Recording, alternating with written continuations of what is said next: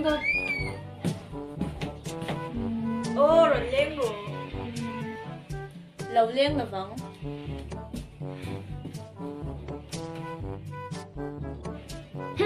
Thú lâu.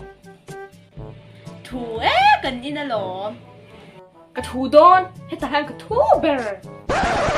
Giặc lâu ấy đâu bằng tê tê xìa khát tia mi tị chú lệ. Nha cái chú, nó bằng cái này nha, sẽ thiểm cái ngay tụi cái mà.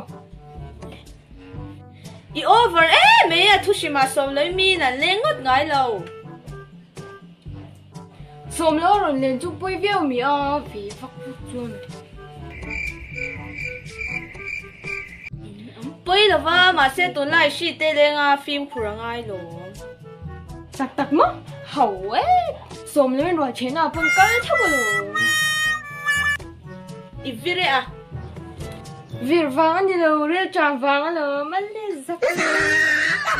In nhà răng lâu tiêu u ở ngay thật tu tan bữa nay nhìn ốm. Lâu trong về bốc su. Đủ lấy trong về bốc à. In nhìn ốm em mày. Địch chạ mày lên đấy rồi. I thu lâu về ấy.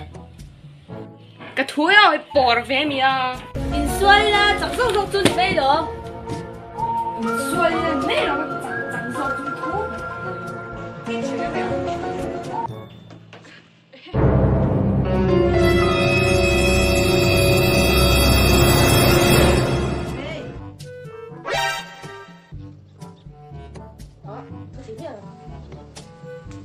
Ây da, em đi Cái gì xoay thôi thì nó mì.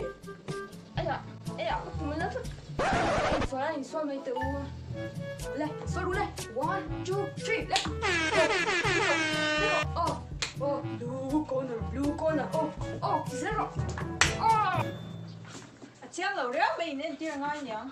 Chú chia à thật thun đần à tôi chua cái tiếng nghe đập tôi đây cái số.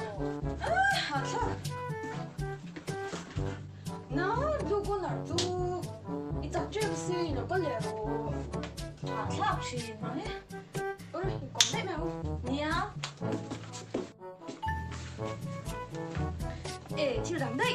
Nếu mình là cái này là positive lâu lên à. Em nghĩ mình quarantine cái aro kinh cái rồi lên mà luôn. Run.